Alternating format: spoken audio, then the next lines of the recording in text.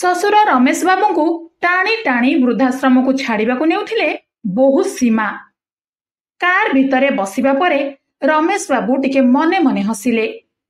ଭାବିବାରେ ଲାଗିଲେ କି ଚାଲ ବୋହୂ, ତତେ ବୃଦ୍ଧାଶ୍ରମରେ ଏମିତି ସରପ୍ରାଇଜ ଦେବି ଯେ ଏକା ଥରକେ ବୃଦ୍ଧାଶ୍ରମର ନାଁ ଭୁଲିଯିବୁ। କାର ଯାଇ ବୃଦ୍ଧାଶ୍ରମ ଗେଟ୍ ପାଖରେ ଅଟକିଲା।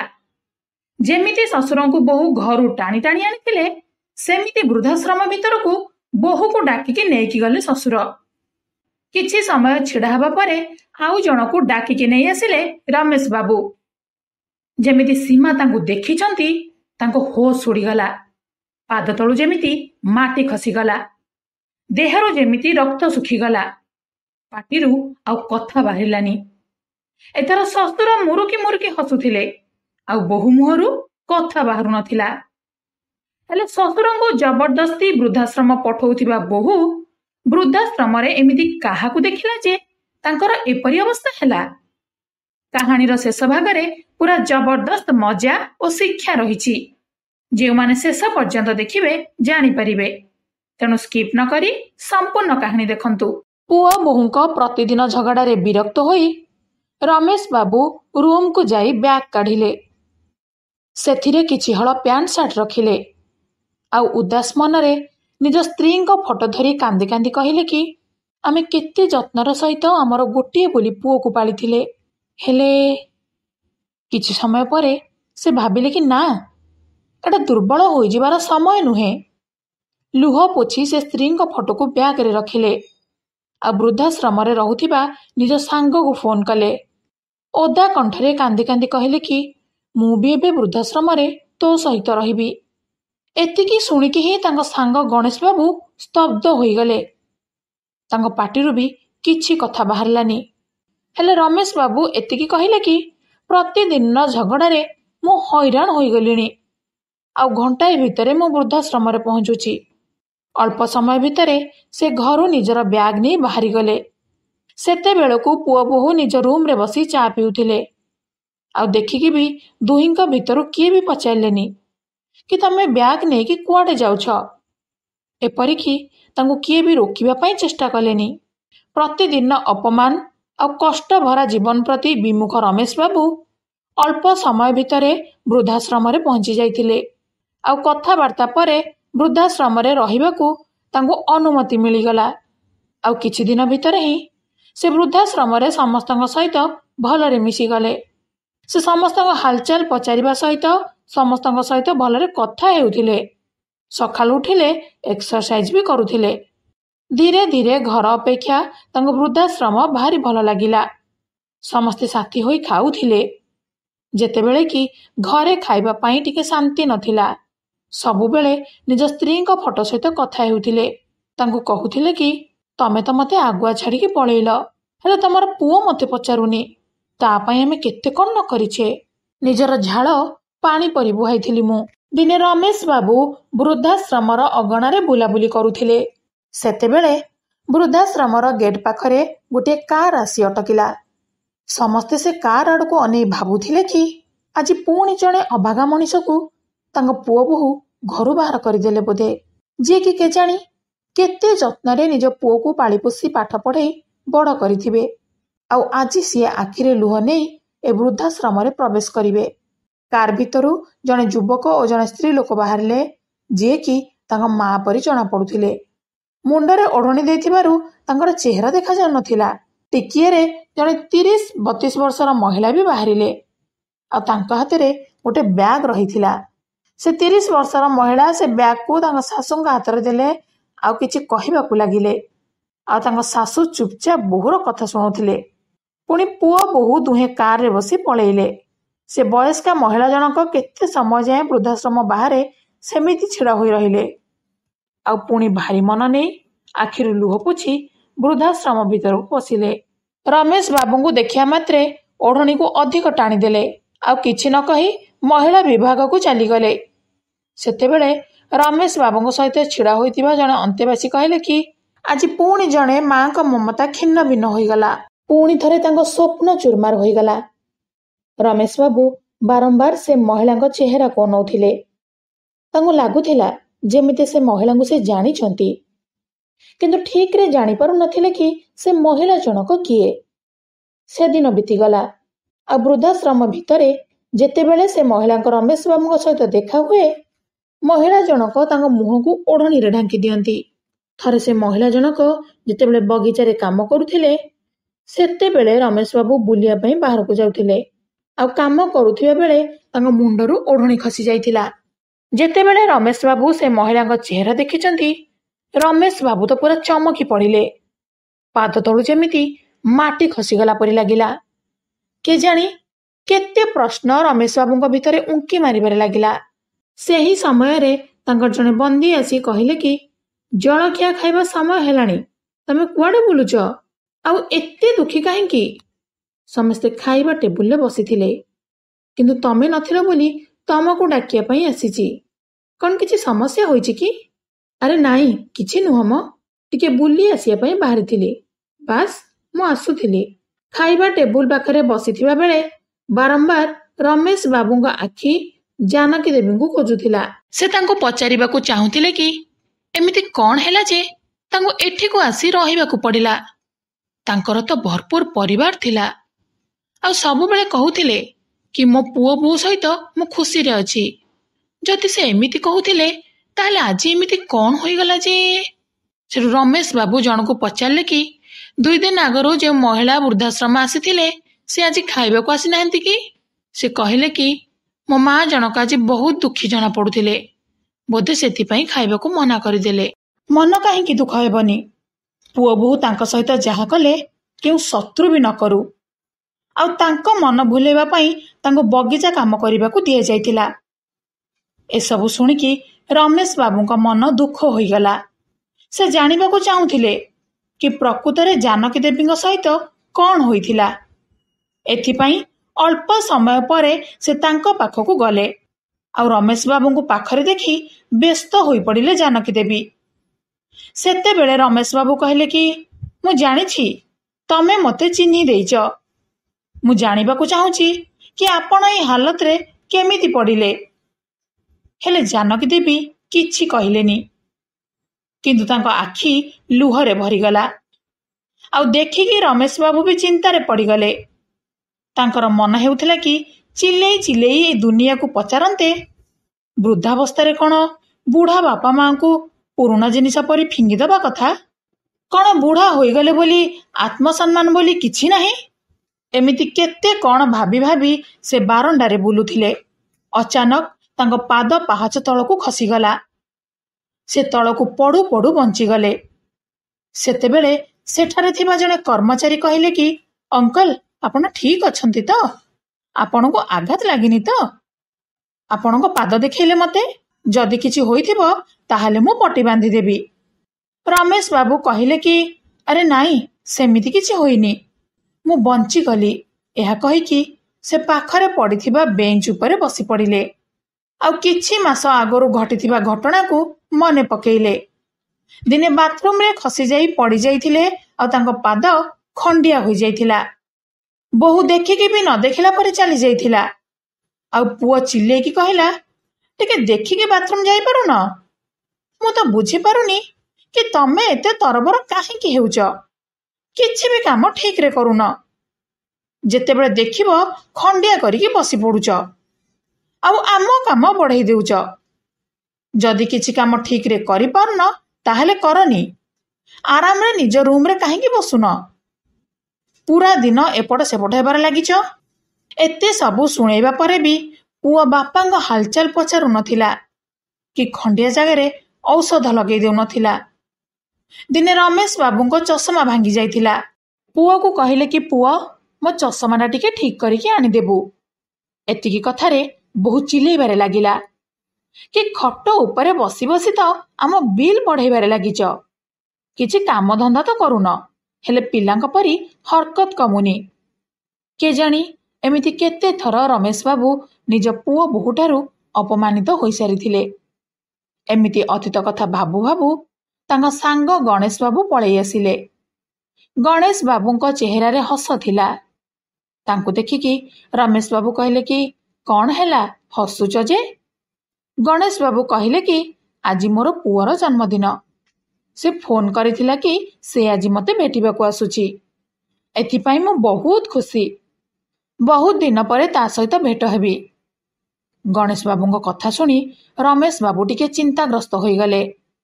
ଆଉ ଗଣେଶ ବାବୁଙ୍କୁ କହିଲେ କି ଯେଉଁ ପୁଅ ତମର ଏମିତି ହାଲତ କରିଛି ଆଉ ତମକୁ ଏ ବୃଦ୍ଧାଶ୍ରମରେ ଛାଡ଼ିକି ଚାଲି ଯାଇଛି, ସେପରି ପୁଅ ପାଇଁ ଖୁସି ହେଉଛ, ଯିଏକି ବର୍ଷକରେ ମାତ୍ର କିଛି ସମୟ ପାଇଁ ଆସି ଦେଖା କରି ପଳଉଛି। ସେତେବେଳେ ଗଣେଶ ବାବୁ କହିଲେ କି ମୁଁ ତ ଏତିକିରେ ଖୁସି ଅଛି। କମ୍ ସେ କମ୍ ମୋ ପୁଅ ମୋତେ ଦେଖିବାକୁ ତ ଆସୁଛି। ଏଥିରେ ରମେଶ ବାବୁ ଚିଡ଼ି ଯାଇ ନିଜ ରୁମକୁ ପଳେଇଲେ। ଭାବିବାରେ ଲାଗିଲେ କି ଏପରି ଘଟଣା କେବଳ ମୋ ସହିତ କି ଜାନକୀ ଦେବୀଙ୍କ ସହିତ ନୁହେଁ, ବରଂ ବୃଦ୍ଧାଶ୍ରମର ସବୁ ଅନ୍ତେବାସୀଙ୍କ ସହିତ ଘଟିଛି। ଆଉ ସମସ୍ତଙ୍କ ଭାଗ୍ୟରେ ବୃଦ୍ଧାଶ୍ରମରେ ରହିବାର କୌଣସି କାରଣ ତ ନିଶ୍ଚୟ ଥିବ। ବିନା କାରଣରେ ତ କେହି ବି ଆସି ବୃଦ୍ଧାଶ୍ରମରେ ରହିବେନି। ସମସ୍ତେ ଜୀବନର ସେହି ଖରାପ ସମୟକୁ ଭୁଲି ନିଜ ଜୀବନକୁ ଏଇଠି ବିତେଇବା ପାଇଁ ବାଧ୍ୟ ହେଉଛନ୍ତି। କିଛି ଲୋକ ତ ସମୟ ବିତେଇବା ସହିତ ସବୁ ଭୁଲି ଯାଇ ଖୁସିରେ ରହିବା ପାଇଁ ଚେଷ୍ଟା କରୁଛନ୍ତି। ଆଉ କିଛି ଲୋକ ମୋ ପରି, ଯିଏକି ନିଜ ପୁଅ ବୋହୂକୁ ମନେ ପକେଇ ଆଖିରେ ଲୁହ ନେଇ ଜୀବନ ବିତାଉଛି, ବାରମ୍ବାର ନିଜ ଘର ପରିବାରକୁ ମନେ ପକାଉଛି। ଏସବୁ ମନେ ପକେଇ ପକେଇ ରମେଶ ବାବୁ କବିତା ଲେଖୁଥିଲେ। ଆଉ ଆଖିରୁ ଝରି ଆସୁଥିଲା ଧାର ଧାର ହୋଇ ଲୁହ। ସେତେବେଳେ ଆସି ପହଞ୍ଚିଗଲେ ବୃଦ୍ଧାଶ୍ରମର ପରିଚାଳକ। ଆଉ ବାହାରେ ଥାଇ ଡାକ ପକେଇଲେ। ରମେଶ ବାବୁ ଆଖିରୁ ଲୁହ ପୋଛି କବିତା ଲେଖିଥିବା କାଗଜକୁ ପକେଟରେ ପୁରାଇ ଦେଲେ। ପୁଣି ବାହାରକୁ ଆସି କହିଲେ କି କୁହନ୍ତୁ କ'ଣ କହିବେ। ସେଠୁ ସେ କହିଲେ କି ଆପଣଙ୍କ ପୁଅ ବୋହୂ ଓ ନାତି ଆପଣଙ୍କୁ ଭେଟିବା ପାଇଁ ଆସିଛନ୍ତି। ଶୁଣିକି ରମେଶ ବାବୁ ଟିକେ ଆଚମ୍ବିତ ହୋଇଗଲେ। ଆଉ ଚେହେରାରେ ଘୃଣା ଭାବ ପଳେଇ ଆସିଲା। ଭାବିଲେ କି ଆଜି ମୋ ପୁଅକୁ ମୋ କଥା କେମିତି ମନେ ପଡ଼ିଗଲା। ସେ ବୃଦ୍ଧାଶ୍ରମ ବାହାରକୁ ଆସିଲେ। ଆଉ ତାଙ୍କୁ ଦେଖିକି 5 ବର୍ଷର ନାତି ଦୌଡ଼ିକି ଆସି ରମେଶ ବାବୁଙ୍କୁ ଜାବୁଡ଼ି ଧରିଲା। ରମେଶ ବାବୁଙ୍କ ଆଖିରୁ ଲୁହ ବାହାରି ଆସିଲା। ଏବେ ଯାଏଁ ମନ ମାରି ସେ ବୃଦ୍ଧାଶ୍ରମରେ ପଡ଼ି ରହିଥିଲେ, କିନ୍ତୁ ନିଜ ନାତିକୁ ଦେଖି ସେ ଟିକେ ନରମିଗଲେ। ପୁଣି ଅଚାନକ ମନରେ ଭାବନା ଆସିଲା କି ଏ ସମୟ ନିଜର ନିଷ୍ପତ୍ତି ଉପରେ ଅଟଳ ରହିବାର। ନିଜ ପୁଅକୁ ଦେଖି ସେ ରାଗରେ ପଚାରିଲେ କି ତୁ ଏଠିକୁ କାହିଁକି ଆସିଛୁ? ଯା ପଳା ଏଠୁ। ମୋତେ କାହାକୁ ଭେଟିବାର ନାହିଁ। ମୁଁ ଏଠି ଖୁସିରେ ଅଛି। କମ୍ ସେ କମ୍ ଏଠାରେ ମୋ ସହିତ ଭଲରେ 2 ପଦ କଥା ହେବା ପାଇଁ ଲୋକ ତ ଅଛନ୍ତି। ସେଠୁ ପୁଅ କହିଲେ କି ବାପା, କଥା କ'ଣ କି ଆଜି ପୁଅର ଜନ୍ମଦିନ, ଆଉ ଆମେ ଘରେ ଗୋଟିଏ ପାର୍ଟି ରଖିଛୁ। ପୁଅ କହୁଛି କି ତମେ ବି ତା ଜନ୍ମଦିନରେ ତା ସାଥିରେ ରହିବ। ସେଠୁ ରମେଶ ବାବୁ କହିଲେ କି ଦେଖ, ମୁଁ ଘର ଛାଡ଼ି ସାରିଛି, ଆଉ ମୁଁ ପୁଣି ଥରେ ସେ ଘରକୁ ଜମା ବି ଯିବିନି। ସେଠୁ ତାଙ୍କ ପୁଅ କହିଲେ କି ତମ ସାଙ୍ଗସାଥୀଙ୍କୁ ବି ଡାକିଛି, ଆଉ ବନ୍ଧୁବାନ୍ଧବ ସାଇ ପଡ଼ିଶା ବି ଆସିବେ, ଆଉ ତମ ବିଷୟରେ ପଚାରିବେ। ସେତେବେଳେ ମୁଁ କ'ଣ କହିବି? ସେତେବେଳେ ରମେଶ ବାବୁ କହିଲେ କି ଆଚ୍ଛା, ତାହେଲେ ମୋତେ ଜନ୍ମଦିନରେ ଡାକିବାକୁ ନୁହେଁ, ବରଂ ତ ଇଜ୍ଜତ ବଞ୍ଚାଇବା ପାଇଁ ତୁ ଡାକିବା ପାଇଁ ଆସିଛୁ। ଏବେ ହିଁ ଏଠାରୁ ବାହାରି ଯା। ମୁଁ କୁଆଡ଼େ ଯିବାର ନାହିଁ। ତମେମାନେ କେତେ ସ୍ୱାର୍ଥପର ହୋଇଯାଇଛ। ଦରକାର ହେଲା ବୋଲି ଡାକିବାକୁ ପଳେଇ ଆସିଛ। ନହେଲେ ଏତେ ମାସ ଧରି ମୁଁ ବୃଦ୍ଧାଶ୍ରମରେ ଅଛି, ଥରେ ବି ଖବର ନେବା ପାଇଁ ଆସିନ। ମୁଁ ବଞ୍ଚିଛି କି ମରିଗଲିଣି ଖବର ନେବା ପାଇଁ ଉଚିତ ବି ମନେ କରିନ। ଫୋନ କରିକି ବି ଏତିକି ବୁଝିବା ଜରୁରୀ ଭାବିଲୁନି। ଏପରିକି ଘର ଛାଡ଼ିକି କାହିଁକି ପଳେଇ ଆସିଲି ସେ କଥା ବି କେହି ପଚାରିଲନି। ଆଜି ଦରକାର ପଡ଼ିଲା ବୋଲି ହାତ ଯୋଡ଼ିକି ମୋତେ ନେବା ପାଇଁ ଚାଲି ଆସିଛ। ନା, ଆଉ ନୁହେଁ। ଏବେଠୁ ଏଇଟା ମୋର ଘର। ମୁଁ ଏଇ ଘରକୁ ଛାଡ଼ିକି କୁଆଡ଼େ ବି ଯିବିନି। ଏହା କହିକି ସେ ନିଜ ରୁମକୁ ପଳେଇ ଆସିଲେ। ତାପରେ ପୁଅ ବୋହୂ ମିଶିକି ଗୋଟିଏ ପ୍ଲାନ୍ କଲେ। କାନ୍ଦିବା ଆକ୍ଟିଂ କରି ଦୁହେଁ ପୁଣି ରମେଶ ବାବୁଙ୍କ ରୁମକୁ ଗଲେ। ଆଉ କାନ୍ଦି କାନ୍ଦି ଗୋଡ଼ ଧରି ପକେଇ କହିଲେ କି ବାପା, କ୍ଷମା କରିଦିଅ। ତମ ନାତିର ଜନ୍ମଦିନ, ତା ଜନ୍ମଦିନ ପରି ଖୁସିର ଦିନରେ ତମେ ସାମିଲ ହେବନି। ସେଠୁ ରମେଶ ବାବୁ ଟିକେ ତରଳି ଗଲେ। ପୁଣି ନାତି କହିଲା କି ଜେଜେବାପା, ପ୍ଲିଜ୍ ଚାଲ ନା, ବହୁତ ମସ୍ତି କରିବା। ନାତିର ଗୁଲୁଗୁଲିଆ କଥା ଶୁଣି ଆଉ ନିଜକୁ ରୋକି ପାରିଲେନି ରମେଶ ବାବୁ। କେବଳ ତା ପାଇଁ ଯିବାକୁ ପ୍ରସ୍ତୁତ ହୋଇଗଲେ। ପୁଣି କହିଲେ କି ମୋର ଗୋଟେ ସର୍ତ୍ତ ଅଛି। ଯେମିତି ତା ଜନ୍ମଦିନ ସରିବ ମୁଁ ସେଠୁ ପଳେଇ ଆସିବି, ଆଉ ତମେମାନେ ମୋତେ ବୃଦ୍ଧାଶ୍ରମ ଛାଡ଼ିବାକୁ ଆସିବ। ଏତିକି ଶୁଣିବା ପରେ ପୁଅ ବୋହୂ ତୁରନ୍ତ ରାଜି ହୋଇଗଲେ। ନାତିର ଜନ୍ମଦିନ ଖୁବ୍ ଧୁମଧାମରେ ପାଳନ ହେଲା। ସବୁ ସମ୍ପର୍କୀୟ, ବନ୍ଧୁବାନ୍ଧବ ଆଉ ପଡ଼ୋଶୀ ଲୋକ ଆସିଲେ।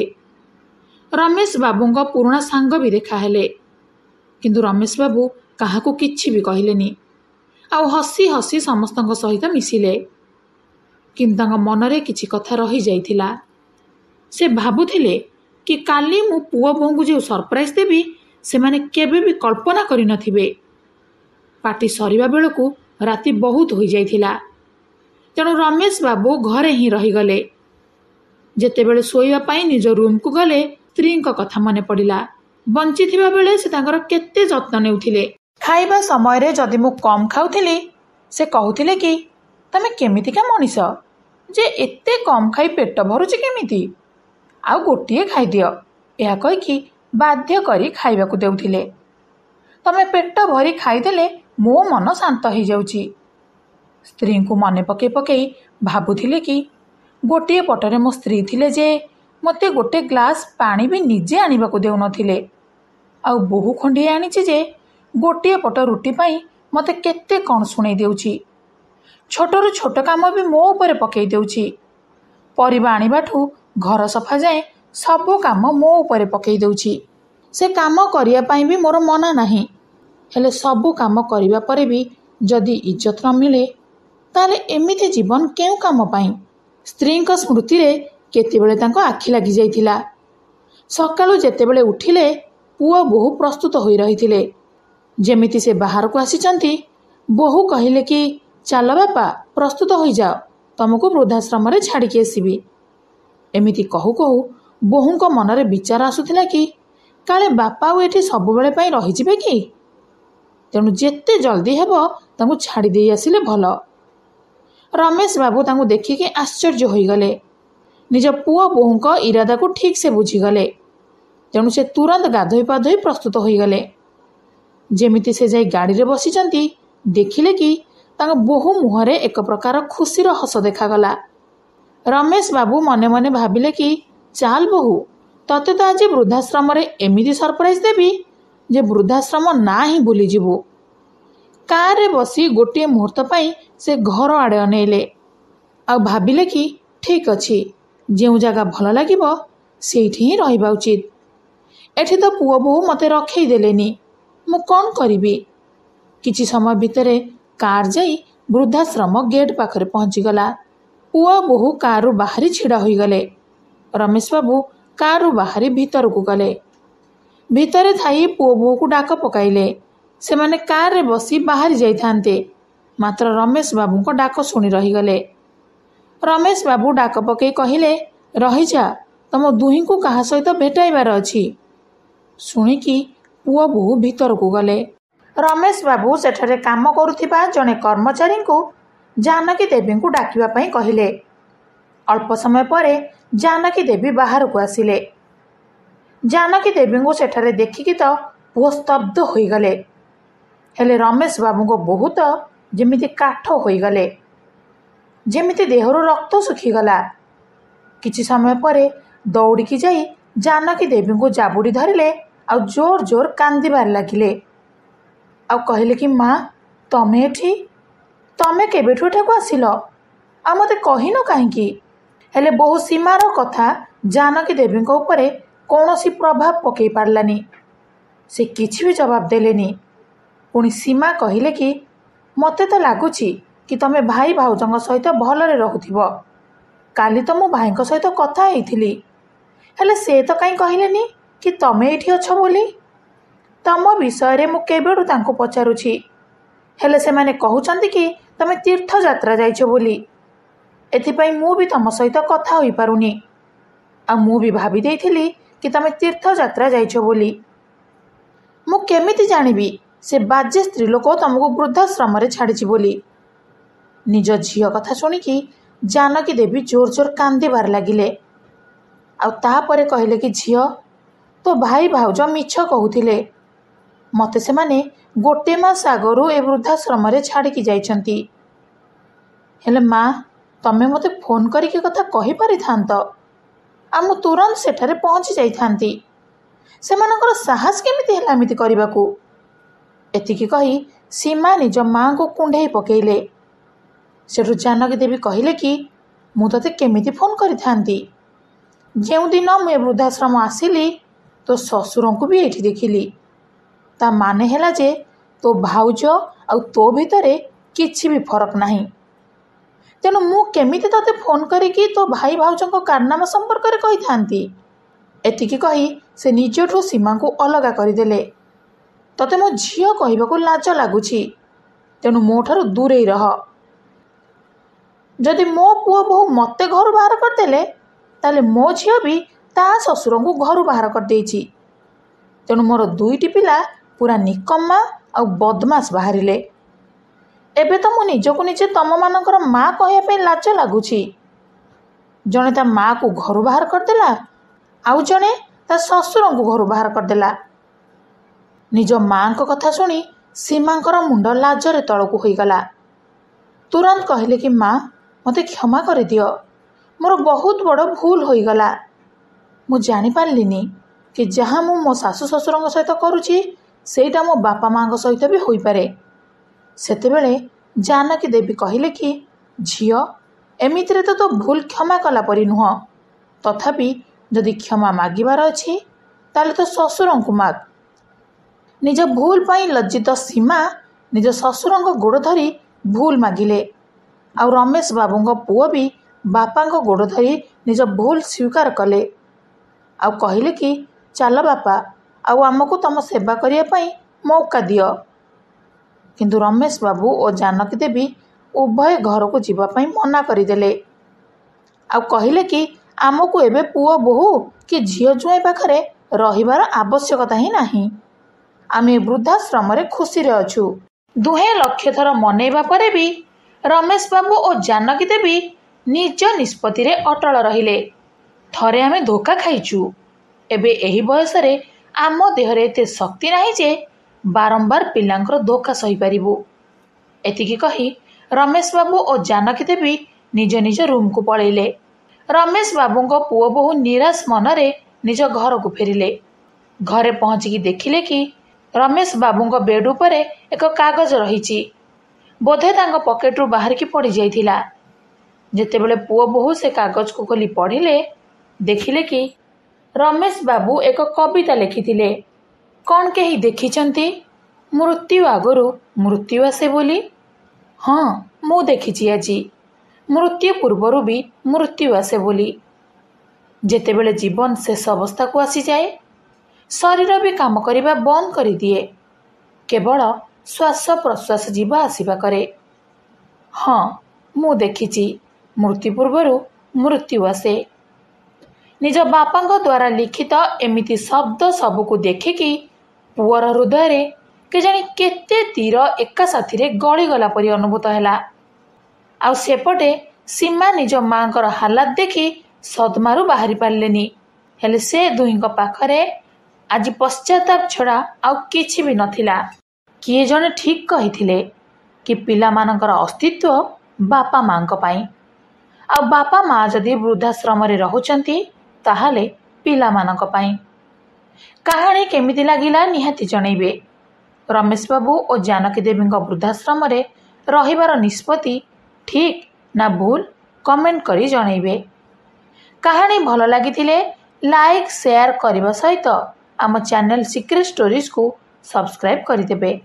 ଆଉ ବେଲ୍ ଆଇକନ୍କୁ ଅନ୍ କରି ଆମ ଫେସବୁକ୍ ପେଜକୁ ବି ଫଲୋ କରିଦେବେ। ଲିଙ୍କ୍ ଡେସ୍କ୍ରିପ୍ସନରେ ରହିଛି। ଧନ୍ୟବାଦ।